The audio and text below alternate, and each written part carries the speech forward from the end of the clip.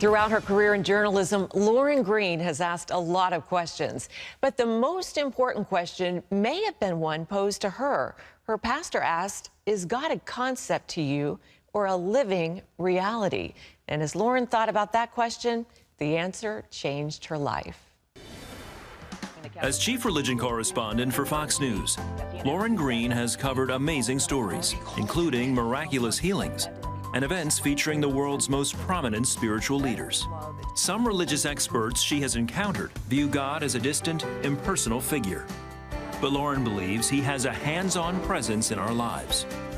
In her book, Lighthouse Faith, Lauren shares what she found in her personal study of the Christian faith and how we can develop a deeper relationship with a caring, loving God.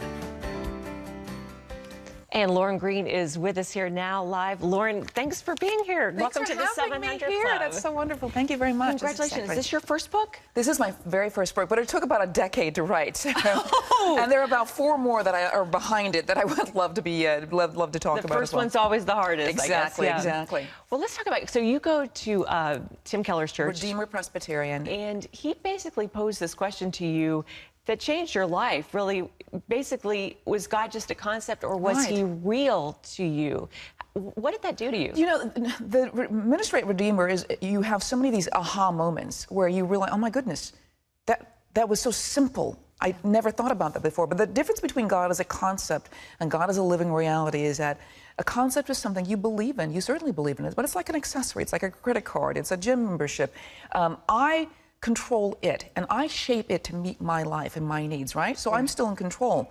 But God as a living reality is an objective truth to which you mold your life to. Right. And that was a big difference. And that set a lot of things in motion, especially understanding, a new understanding of the 10 Commandments.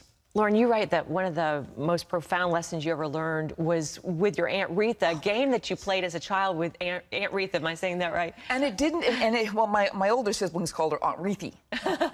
But, you know, the younger ones called her Aunt Retha. Right. But she played a game with us, and I didn't realize it until years and years later, probably decades later, how this was really kind of like God hiding in plain sight. She would hide a plain object like a comb or a brush or a fork or a spoon, and in a room, and we would try to go find it, but it would be hiding in plain sight. I mean, it would be sticking up out of a couch or in a lamp or something where you could see it. And you'd yell bunkum when you saw it, and you'd sit down, and then other people would What did you yell? Bunkum. And then you'd sit down and then laugh at it as other people were trying to find the same object in the same place. And I realized, I kind of joke in the book that I think God is playing a cosmic game of bunkum with us. Yeah. He's hiding in plain sight. How does he do that with us? Because he has cast the net so wide as to include everybody in his love, everybody in his mercy, but everybody in his judgment.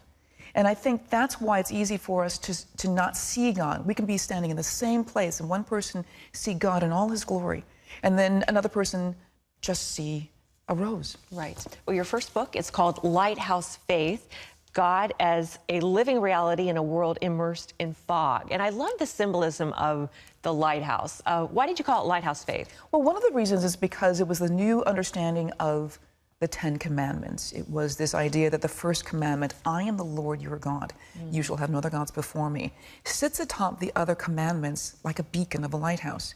Because one of the things the pastor explained is that you couldn't violate commandments 2 through 10 without first violating number 1. So all the laws hinged or defined by that first commandment. And here you've got a structure, here you've got something. And it occurred to me that you could be the best seaman, the best driver, the best anything on the road or in a sea. But if there's a storm and you can't see where you're going, all of your instruments fail.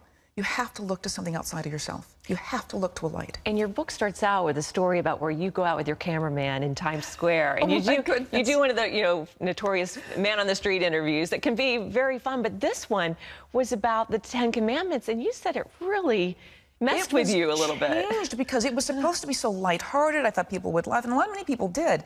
But what was amazing, the question was, have you violated any of the 10 Commandments today? And when you go out like that in Times Square, you got to bring the list because people really don't know. Sure. It's only 10, but most people don't know. So they started looking at the list and they went, oh my gosh, Yeah, I did that one. Ooh. Oh my gosh. Oh my goodness. Well, and then as you explain things like murder, like perhaps, even a thought about wanting to kill somebody, and people are just like, I did it. And then the child admitted that he didn't honor his father and mother all the time. And this is a little 10-year-old admitting these things. And here the camera became this confessional. Once you're confronted with God's law, all of a sudden there's something that happens inside and says, I'm guilty. Yeah. It was amazing. Well, you are, of course, the senior religion correspondent at Fox News. And how long have you been there now? I have the distinction of being the first on-air person hired for Fox News Channel. Wow. So I've been there 20-plus years. Congratulations. So, my office is still 3 doors down from Bill O'Reilly's. And so I've seen a lot of changes in Fox over the course of 2 decades. Yeah, well, it's really amazing. We love Fox and we love all of you guys, and you guys are all writing. You guys are so prolific. You all are all writing books. Well, they have written a lot of books. Bill O'Reilly's probably on his 10th book, and I'm on my first book. So this was a labor of love. It really was a marriage of science and faith. Lauren, a lot of people don't know that you were a pageant girl. You were Miss Minnesota. Miss Minnesota. And the 3rd runner-up in Miss America. Yes, yes. And that you are a very accomplished pianist. Well, piano was my first love. So it made sense that this revelation about, sort of the 10 Commandments came through the physical sense through music, because that's what I would have seen first. Yeah. But pageants are really a wonderful way to grow as a human being. And I know a lot of people think it's about glitz and about glamour, about running pageant money or scholarship or getting being on TV or anything. But it's really a way to grow and mature in a way that you cannot do it otherwise. And there's so many benefits to that. When they say to be the best that you can be is really the benefit of being in a pageant, because everyone then becomes a winner. If you are really the best you can be, it doesn't matter who wins or who loses. It means I have become the best that I can be. And I try to tell young girls and young women who compete, I say, this may not be your night tonight. Right. If tomorrow night's the big pageant, I said, please understand, tomorrow may not be your night, but it doesn't mean your night will never come. Yeah. It will come someday, but it may not be tomorrow. Never give up. I think winning any pageant is wonderful. I was Miss Magnolia Fair, so that's all I have. So and you look it too. Look at that. Well, your book is amazing. Lauren Green. It's called Lighthouse Faith. You can discover more in her book, and it's available wherever books are sold. Lauren, congratulations on your first book, and so nice to meet you. Thank you so much. Thank you for having me here.